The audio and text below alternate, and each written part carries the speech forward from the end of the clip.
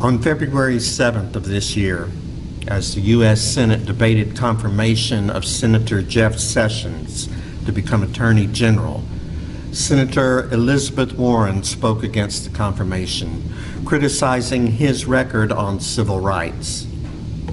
When Senator Warren began to read a letter that Coretta Scott King had written in 1986, criticizing Senator Sessions' conduct as a U.S. attorney, Warren was interrupted first by Senate Chair Steve Daines, warning her of a Senate rule which prohibits any senator talking badly about another senator. Warren asked to continue, and Daines allowed her to do so, at which point Senator Mitch McConnell interrupted her once again, invoking the Senate rule, while Daines called for a vote to silence Warren, telling her to take her seat. Following the vote, McConnell said she was warned, she was given an explanation, nevertheless she persisted. Senator John McCain said, "You don't insult, whether it be from a letter or from a message from God or on golden tablets. That's the rules of the Senate." Yet that's exactly what Jesus did in this morning's text, using a racial slur, ironically enough, right after having been quoted as saying, "It is what comes out of the mouth that defiles a person." First, Jesus ignores a woman pleading on behalf of her daughter.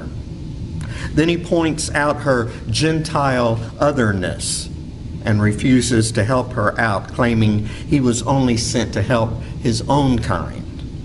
And finally, he flings a common racial slur at her, implying that she was a dog. But nevertheless, she persisted, insisting that Canaanite lives matter. I've heard lots of explanations and excuses for Jesus' behavior over the years, but I'm not buying into them. I've heard how the word dog is better translated as puppy, so Jesus would have been calling her a lovable puppy. One such piece of nonsense claims it is as if Christ is calling her a little dog with a subtle smile and a winking eye. There is no hint of either a subtle smile or a winking eye in this text. I've heard how tired Jesus was, and we all know how we can say things we really don't mean when we're tired and exhausted. How he was even entitled to such behavior because he was trying to get the much needed rest that had been interrupted earlier. And this woman was intent on keeping him from that rest. I've heard that he intentionally used silence to heighten the drama of the event, and he was doing nothing more than participating in the sort of banter that is typical between a rabbi and a student. Except this woman was not his student. And this was the same sort of request that he seemed more than willing to grant to over 5,000 people just a day or so earlier, the only difference being they were Jewish and she was Gentile. If I were Jesus's public relations agent, I don't think I would have included this in the gospel, because no matter what kind of spin you put on it, Jesus just doesn't look very good here. Christ was acting in a very un-Christ-like way. But what that means to me is he was a product of his society just like you and I are. Jesus, no doubt, had grown up in a society which labeled Gentiles as other. We too live in a world of many others. Race, ethnicity, gender, sexuality, and religion are arenas in which we relegate people to the position of other. Jesus implied the woman was a dog, and as long as he could think of her in terms of being a dog, he didn't have to think of her as a human being. Today, of course, we have our own list of words that have been used against people of color, against women, against people who aren't heterosexual or cisgender, and against non-Christians. Jesus seemed to have been led to believe that there was such a thing as privilege in the kingdom of God. He says he was sent only to the lost sheep of Israel, as if there wasn't enough love to go around for everyone. And heaven knows how many times I've heard we've got to take care of our own first.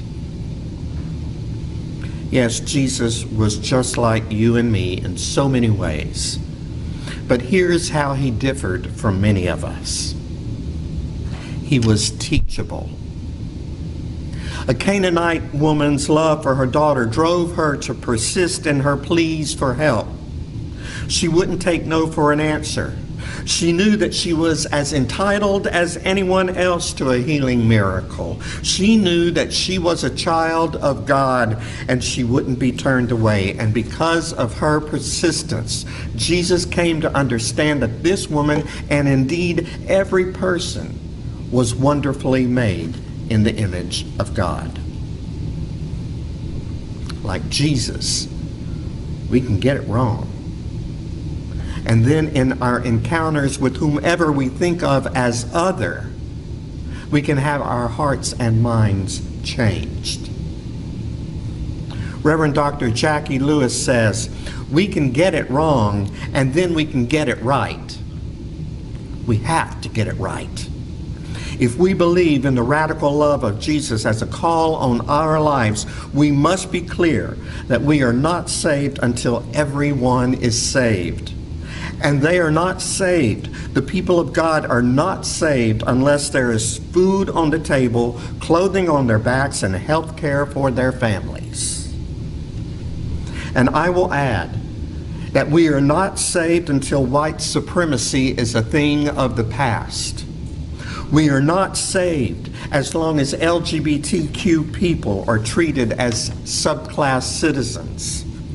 We are not saved as long as gender-based violence continues to affect women globally and as long as they are denied their sexual and reproductive rights. And we are not saved as long as non-Christian people live in fear of their lives and fear for their lives and property. This sort of talk may make some people uncomfortable. Clearly, Jesus and his disciples were uncomfortable in this morning's text. But he stuck around for the conversation, and we've got to do the same. We've got to. Last week I was fortunate enough to be invited to lunch by the mayor of our city to talk about diversity in our city. After we had moved through the conversational niceties typical and absolutely essential for anyone who was raised in the South, he asked what I saw as challenges for diversity in the city. It was a good conversation, as he gave me an opportunity to speak honestly and openly from my own experience. This is the sort of dialogue that I think we all need to practice with each other. Because when we do, we also open ourselves up to the possibility of a transformed perspective, a new and different way of looking at other people. And quite frankly, that takes guts. It takes guts to be willing to change your outlook. The author of Matthew's Gospel records Jesus as saying in this morning's text, "I was sent only to the lost sheep of the house of Israel." But in an about-face at the conclusion of the same gospel, Jesus, in giving some final instructions to his disciples, says, "Go therefore and make disciples of all nations." Something happened to him. And I think the something that happened occurred when a Gentile woman refused to be turned away but instead persisted. And in that persistence, she helped Jesus to see her as a human being, not as an other, and certainly not as a dog. May we be open to the persistent nagging of God's Spirit, encouraging us to have difficult conversations, to acknowledge that maybe we got it wrong, and to have the guts to do what it takes to get it right.